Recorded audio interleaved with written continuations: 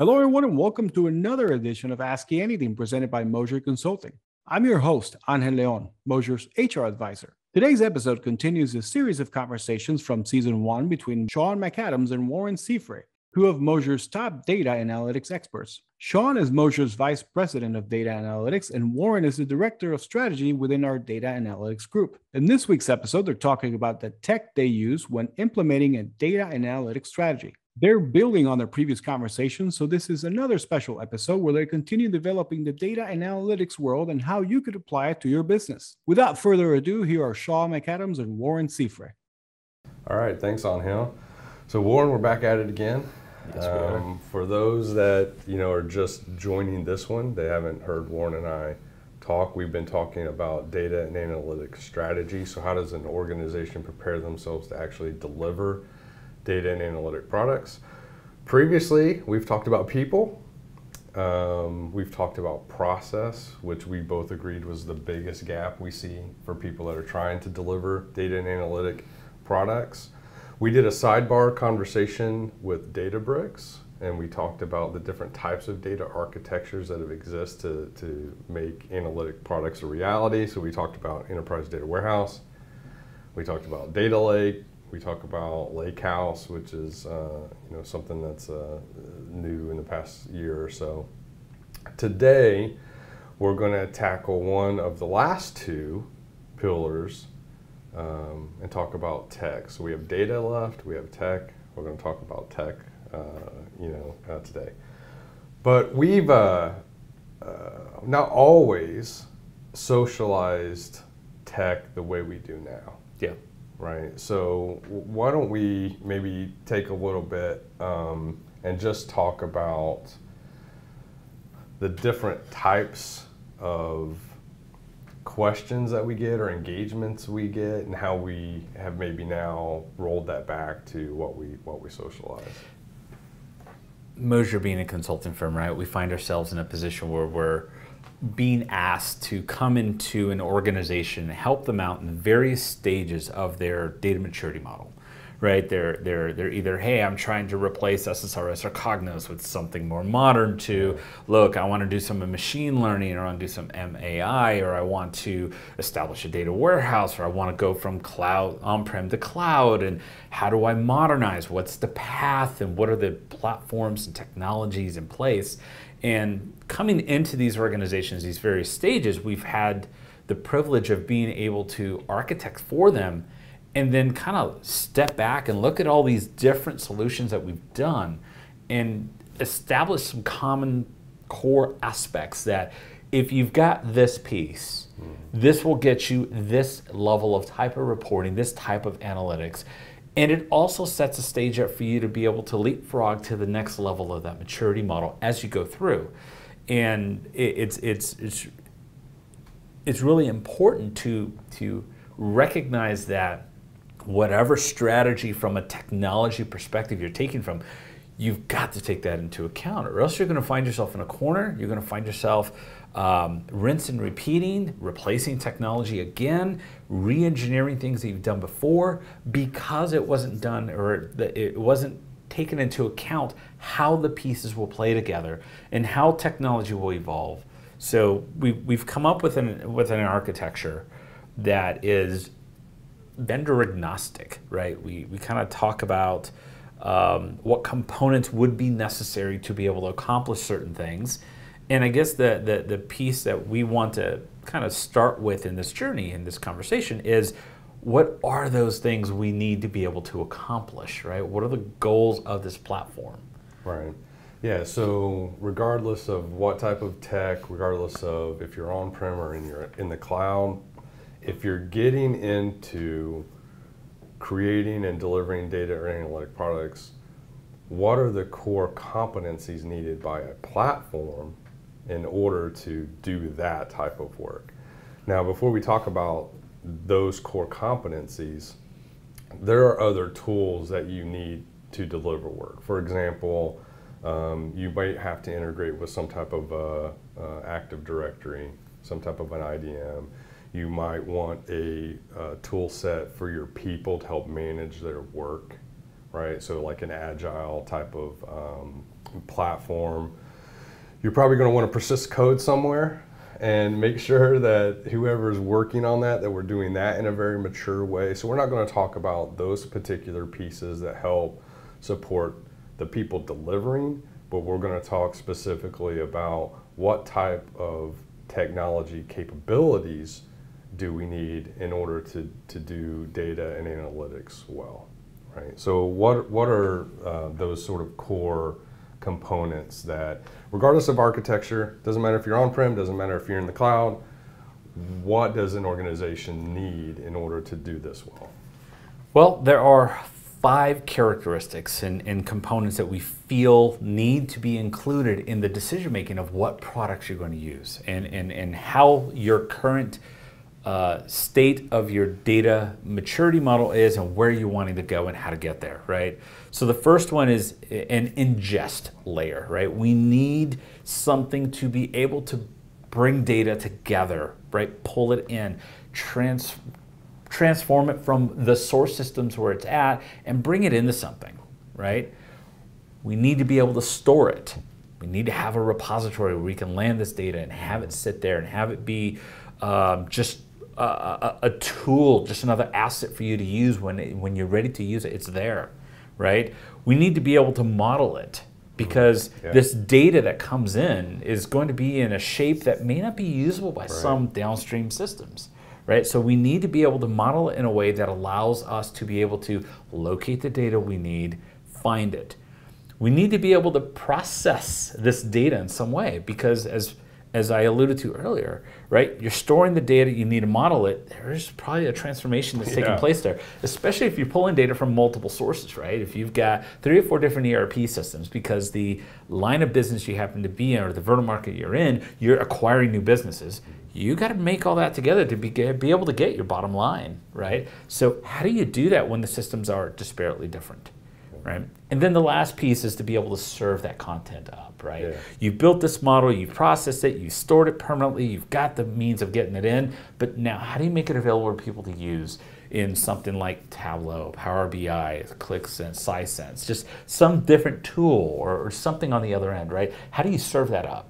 So ingest, store, model, process, and serve. Yeah, so now when we go and we interface with clients that are at different levels, right? To your earlier point, you know, they could have a particular technical deficiency.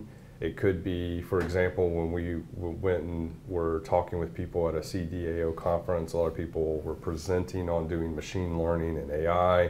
You sit down and you talk with them and ask them how they're centralizing their data, and you find that they don't have any of that. They just took quality data sets, brought them into a data science platform in order to create an insight, and there's value in that. But it's not now repetitive, it's manually repetitive. It's nothing that they actually can automate and move machine learning toward artificial intelligence. So for us to be effective, we have to have this foundation that says, let me analyze you through these concepts. And all of these conversations we've had, we've talked about it. We've had these core concepts for people, for process, and now for technology. So in our visualizations, when we go out and we talk to people about this, we do put Lambda architecture over that so that they can understand, regardless of the velocity of data that's going to be coming in, we want to be able to meet that at all of those layers, right? So from beginning to end, just to make that particular clear, if you have actual IoT event-based data and you need to be able to serve it out with real-time analytics, you're still going to do those 5 things. It's just may going to look a little bit different, or you may need different technologies than if you're going to acquire data from some system every 9, you're going to store it in a raw storage, and but it's still those 5 things. So maybe repeat those, make sure I got those right, Warren. So we want to ingest, we want to be able to store, process, model, and serve. Yep. All right. And so now we use that as a lens, regardless of the technology, regardless if they're on-prem or if they're in the cloud. But let's go through some examples of technology that we have used to satisfy those particular those particular 5 core platforms. The other thing I will say before we do that, those 5 things, usually we'll say, hey, there's your minimally viable platform. Like if we went to a new organization and we were doing one from the ground up, maybe they're not quite ready for a data science platform. That's okay, right? The serve layer could just exist as a data sharing mechanism, file transfer, it could be a BI tool. But we're going to make sure that we can get data out of this environment to folks that need it. All right, so let's go to ingest. All right, so what are some different types of technologies that we see folks using in that ingest? So the ingest layer, right, and in this case, it could be your traditional on-premise ETL tools like your Informaticas, your SSIS, right? You can go to the cloud and kind of start going down the path of Azure Data Factory or Amazon Glue or some of these third-party or open source things like maybe some, being able to pull in data using Spark clusters and maybe Databricks, right? So we've got these different means of being able to reach into source systems and bring it in. But what we want to be able to do is be able to recognize that this tool is being selected to facilitate the characteristic of ingestion. Right, and that we've addressed that piece. It's not like, hey, we got this one tool that does it all. Well, what is all? Well, all is anything I ever want. Well, no, well, what do you want? Let's talk about what you need to be able to do what you want. And if it's cost prohibitive, if it's something that you're not ready to go down that full, let's get an ingest store model process and have a separate tool, a high-end tool to do all these things, fine. How are you achieving these goals, meeting these 5 characteristics with the tools that you do have, right? And then as you make your way through that journey, you start bringing in tools to be more explicit, right? We talked about the Lambda architecture, about being able to deal with data in motion, right? The near real-time operational reporting that you would get out of something like that, right? You may not have a tool to do that yet, but that doesn't mean you don't have something dealing with the ingestion. You just might need a second tool to be able to do that if your primary tool that you're using now cannot facilitate that rapid response that you're looking for. Yeah, when I look at the ingestion layer now, obviously we're going to talk about storage later, and that's important, right? That's an important aspect of what tool are you going to use, because is your architecture set up as an enterprise data warehouse, or is it like a data lake architecture? So if that's the sink of where you're going to store the stuff, if you're in a data warehouse architecture with a lot of organizations are in, then they may have these connector type tools like a Fivetran, a Matillion, so on and so forth, that is procuring data from some other system, database, maybe it's a file drop situation, bringing it in to put into a data warehouse. There's a lot more things that tool is now going to have to do, because you've kind of bypassed what we would say is this raw storage option, right? So you might have to do some now processing, which is one of our other things that you need to do. But for the most part, we would say, hey, storage. If you go back and we talk about engineering, we kind of advocate these raw storage architectures that exist out there. So S3. If you're in Hadoop, HDFS, Google storage, ADLS or blob storage in Azure, those are the predominant ones that we would kind of list in the store criteria. But if you don't have a raw storage, what are some of the other options you would use for that store? I mean, it could be a relational database, the staging area, right, of a relational database. And this goes back as to whether you're going to adopt an ETL or an ELT process. And again, depending on the technology that you have, where you're at, one may make better sense than another, right?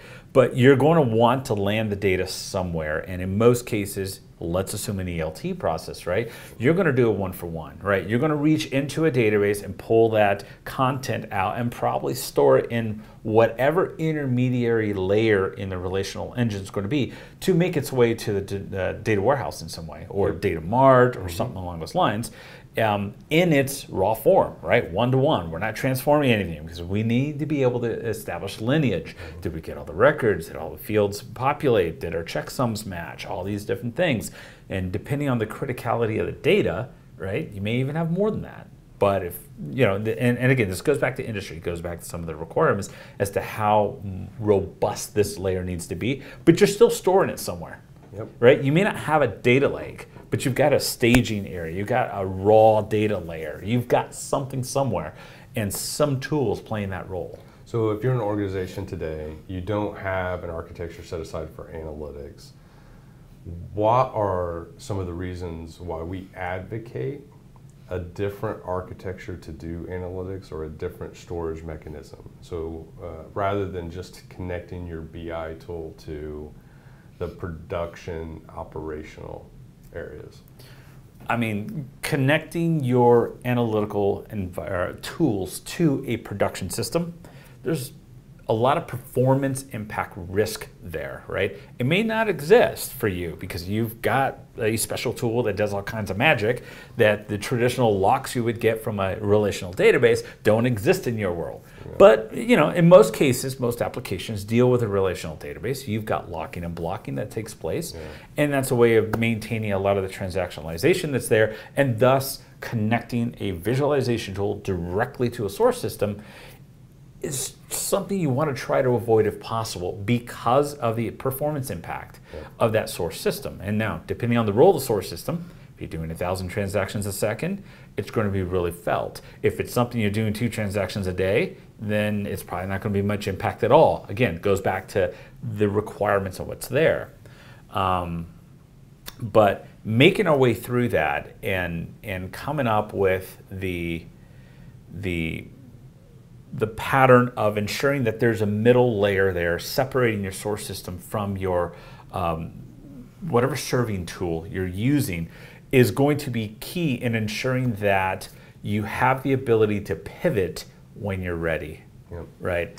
You have the ability to reorganize data for performance, but also for education. So when you connect it directly to your operational systems, that data was persisted to meet the needs of that application. So data is stored the way the application needs it to be stored, not so much the way you would want it to be for analytics. Some people will get around that and then they'll create these extracts all the time. Extracts to some manual BI tool, and it's just a repetitive, daily, weekly, whatever their reporting frequency is that they have to do. They now have to usually probably do some type of processing, so let's talk about that, because they're going to have to do it now manually every single time to make sure they got everything. That's the validation part that you were talking about. But they're probably going to change some things because there's some bad data, and they're going to have to do some quality stuff, and they're going to do it now manually. So what we would say is, hey, ingest the data into a data architecture built for analytics, have a place where you can persist it. That does kind of match a data lake type of architecture, but we help organizations even if they're in a data warehouse. So if they're in a data lake, we talked about the raw storage, maybe that's going to be stored in Parquet or Oracle or Avro or something like that, and then pushed up the data that's needed to a data warehouse environment. What types of things does a solution need in that processing layer? Well, processing, let's define that term processing in this case, right? Because how many people have we met through our conversations with various organizations where, oh yeah, I run this report, and they running some kind of Cognos or Crystal reports or SSRS report, and we think that's the end of it, or at least most people in the organization think that's the end of it. And then we find out, yeah, I run this report, then I copy and paste it into Excel. Then I run another report, copy and paste it into Excel. I go to this website and I paste it into Excel. Then in Excel, I got all these macros. I got all these formulas that I built. Those macros and formulas, that's the processing. That right there, that transformation, the cleanup that you referred to, right? Validating the data, ensuring the integrity, ensuring it's shaped and looks the way you want it to. The groupings, the bins, any flags that you need to establish whether this particular record should or should not be counted in a particular way. All of those things fall under processing, right? But then you also have the aspect of, guess what? The data just doesn't match. The data is ragged. The data is dirty. You got commas and apostrophes everywhere that if you try and put that in certain relational database engines, it's gonna struggle. It's gonna be like, hey, you just broke my ability to do this, right? So that is where you would establish a means of being able to pre-process some of this stuff, right? Ideally, you would go from ingest to store. Within the store area, that's where you maybe plug in a tool to do this processing, right? Yep. Maybe something like Databricks or Spark, or something as low tech as Python. I say low tech because it's low cost of entry, not necessarily it's not powerful, okay? But it's one of those things where we can most definitely employ whatever tool necessary. It could be even PowerShell even, right? But something that goes in that processing that does something to that data to make it ready for model consumption and possibly even servicing, right? Consumption. Yep, so you clean this data up. People are going to want to use the data. Before we get to that point, we talked about the fact that you're probably going to have to reorganize this in some way, shape, or form.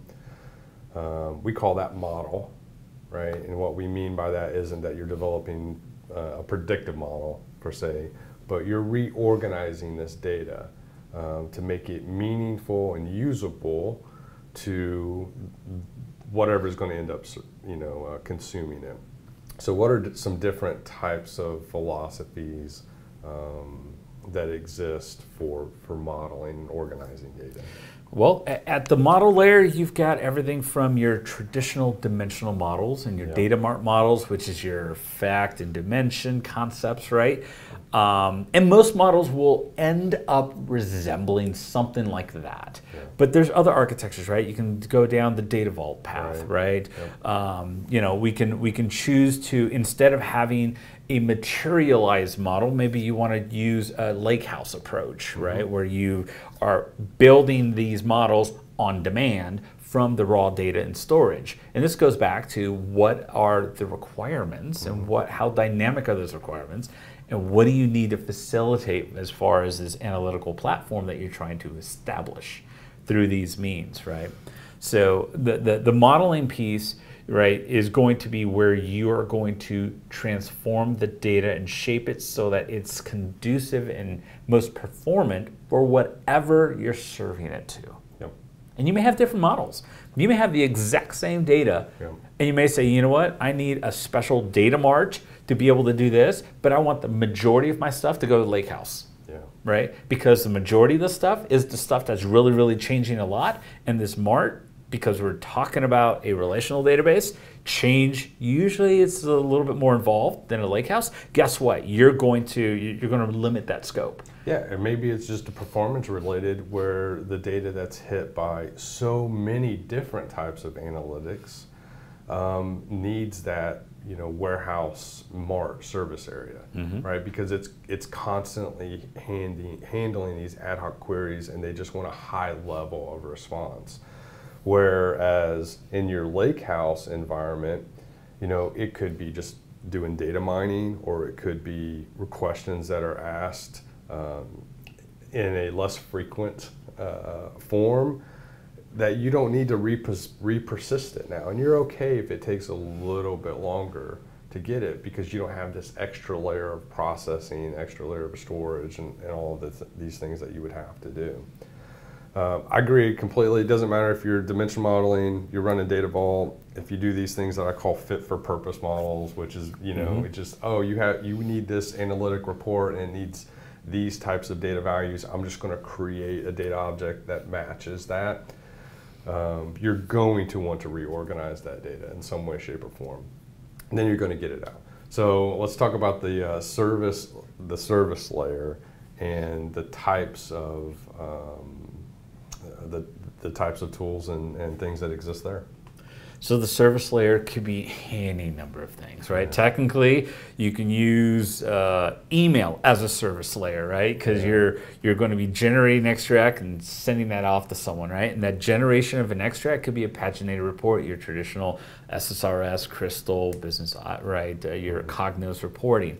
You've got other things like maybe you want to have a semantic layer in between that you want to persist, like maybe something within a analysis services model, or maybe a Power BI data set or a Tableau data set, right? You know, you can use any of those tools that I mentioned for the visualization side, right? Actual transforming this model content into actionable intelligence that someone can then do dashboards, right? Key thing that's there. But it could be, guess what, the service layer could be an interface, right? It could be something like MuleSoft that applies an API on top of it that says, hey, I'm going to serve the content of this model via API to others in other means that may need it. So it could be an integration point that this service layer is the serve layer is leveraging, right? Yeah, we don't really go deeper than that because you can do a lot of things within the service layer. When we talk about building the platform, we have this sort of delineation, like when we talk about how you deliver data and analytic products. So you go back to a previous podcast, we say you do that through platforms, through engineering, and through insights. And when we talk about tech and platforms, this lower level things, we kind of stop here because that's what's needed to be successful for the technologies that serve engineering or insights. We definitely respect the fact that the service layer could have a lot of different BI or data science platforms, and they may think that the things that they create are the outputs, right? But in the sense of the platform, we're just talking about the tools that are needed to kind of make them successful. So yeah, service layer could be your dashboarding tool, your embedded in analytics that you're talking about, API, data science platforms, and there's so many different options now. It's actually amazing because when I think about 5 to 10 years ago, you were custom building a lot of things. And now there's just so many tools that we can plug in, and so many people have created analytic products. And so now you have models that exist that people are sharing, data models that exist. I think Microsoft has some out that you can go and download for different industries. There's a few people, you can buy some. IBM has some really sophisticated large ones that we implement for predominantly in the healthcare industry. But there's a lot of data products that exist now. There's a lot of people sharing in libraries, so ML libraries and data science libraries. So I think that's awesome. It's exciting to see that. But all of that noise, because that's the one I feel like that people focus in on more than anything, right? They focus in on those analytic outputs. They focus in on data science platforms, on BI platforms. And we're kind of forgetting about the role that data architecture plays in making those successful, giving a good end user experience, being able to enforce the data governance policies that we create because we have tools to be able to do it. Operational systems weren't designed to do that, right? So immediately when I talk to an organization and they're connecting their systems or they're doing the extracts, immediately lack of data governance. Yeah. Right? It doesn't exist. Nope. And it's amazing how many organizations say we have it, and then the gaps we find as we make through it, because we start asking some of these questions, right? How are you storing? How are you monitoring? What are you processing, and so forth? And it turns out that it's a hodgepodge of somewhat shadow IT. I'm going to use whatever tool I want to use to do it, right? And I think the idea of these guiding principles is that as an IT organization trying to figure out what the data responsibilities are going to be for the IT organization versus the business units themselves, this is most definitely going to be an onion effect, right? We as IT professionals are going to be like, all right, what's the platform we need to be able to manage, ingest, store, model, process? And then the serve layer, We might choose to support one, but give the business units to be able to choose whatever they want beyond that, right? And then what may happen is, guess what? Those business units may choose a service layer, a tool that does some additional transformation, that maybe brings in some other data sets that they need. So guess what they're doing? They're picking a tool that is going to be needing ingestion, storage, model, and process at a business unit level. And this goes back to that onion effect, right? We have the massive IT, this is what we're going to be responsible for, and then each business unit is going to have a little microcosm of each of these. And I think making them aware of some of these concepts will give them the opportunity to, choose a tool that is not going to run its life in 18 months, right? And more importantly, IT can pick an architecture that allows these business units to change every 18 months to whatever they feel they need. And not be bound by certain things. And this is where, if you're able to take these core concepts, these requirements for a platform, and into account as you're going through your tool selection process, as you're going through your capabilities requirement establishment, right? And not only what do we need now or yesterday, but what are you going to need in the future, will then drive the tool selection, as well as what tool is going to play in what role. And you may have one tool play multiple roles now because that's what you can afford, or that's where you're at. But recognizing that you may want to segregate or split things off so that you have greater modularity, so that you're able to evolve with the changing times. As technology improves, you're able to keep up with it, and you're not stuck, okay, I got to spend another $1.2 million to get off of this system we've been on for 3 years because a new one's come out and we must have it, right? I got back from a conference and we must have it. How do we do that and avoid that cost? Yeah, I think, man, so many of those things, it just makes stuff go through my mind, because a lot of times when we're asked now to help organizations develop a data architecture for these types of workloads, naively, they want to sit down and go through and have us research all their use cases, right? All the data, how much volume is it, all of these things. And that's very, very important. I think it's important because you need to develop that data governance policy. Who are the owners of data? Who are the stewards? You need to identify all of those things. But those are all use cases that you're just creating a backlog for. And a lot of those conversations have very little to do with what you actually need architecturally. And so some people, when they listen to this, I think that they'll probably relive that type of process that they've went through to create an architecture, rather than saying, well, Shaun and Warren say you need tools that do these 5 things. But that's the reality. We've done scores of these, and some of the conversations that you'll have with people understanding where data is, or maybe the resources that you have and the tools that they're used to, may help you select a particular tool that's right. Or if you're an organization that's highly SQL Server based and you already have an EDW, but now it's constrained and you're looking at going to Azure, and now you're just needing advice for what that types, those are meaningful, but you don't have to talk to every business unit about every use case in order to make a determination for the actual architecture you need to do this workload. You need to just do these 5 things. Do we have the tools in place to do these 5 things? And now we can start bringing value to the organization. But that's some of the pushback that we'll get. Some of the pushback will be, well, don't you need to talk to everyone about what it is they want?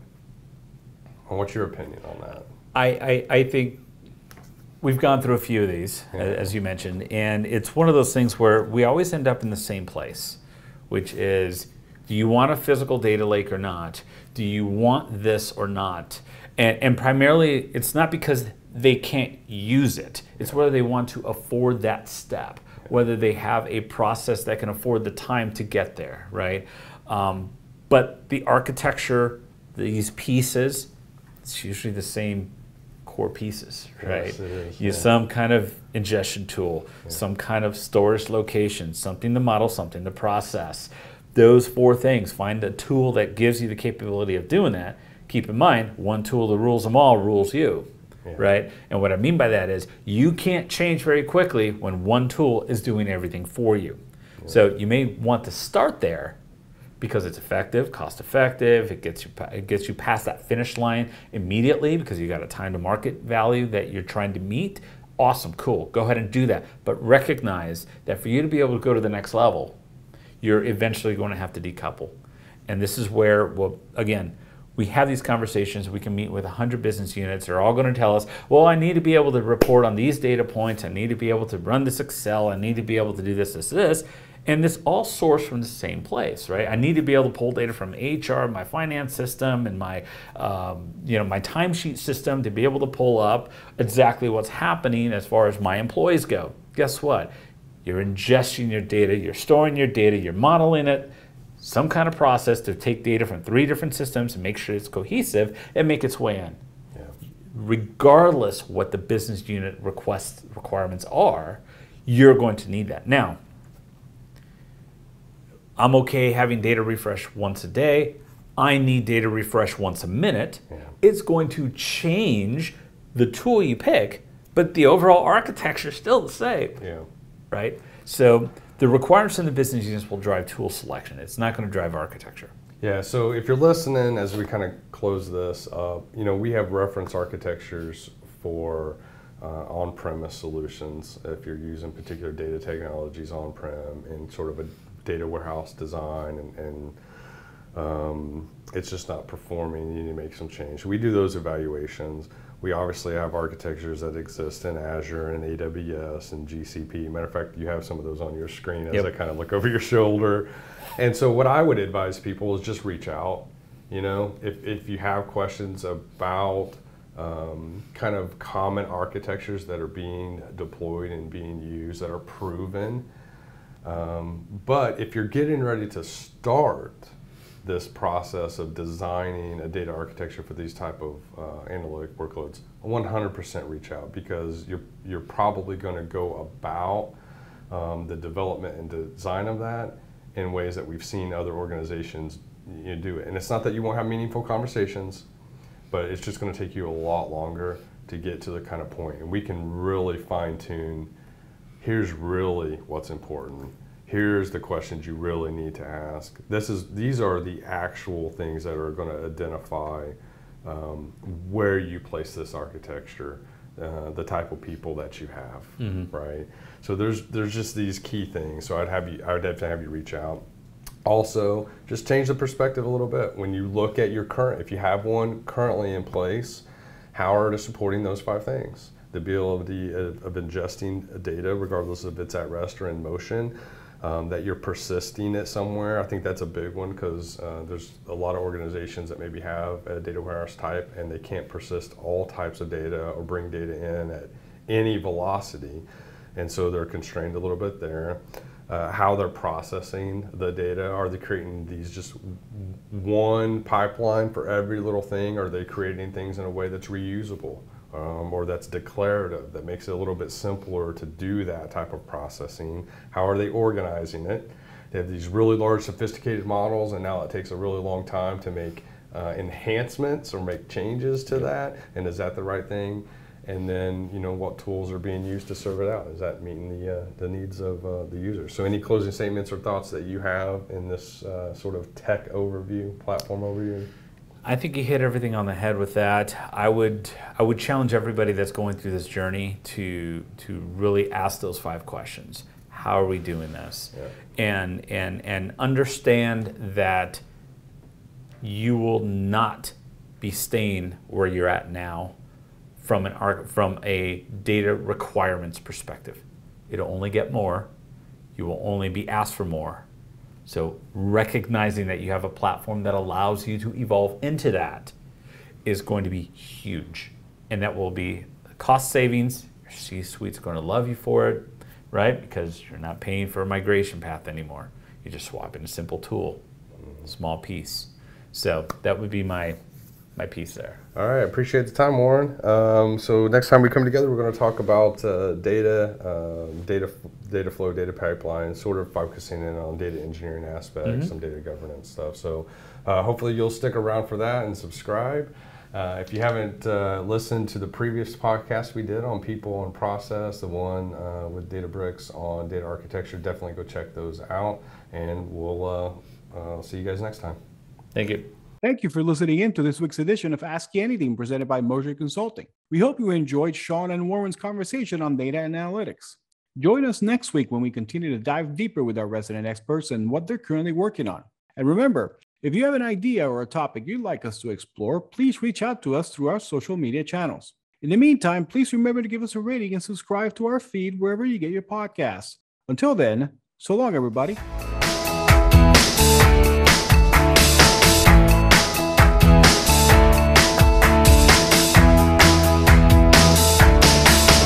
Go.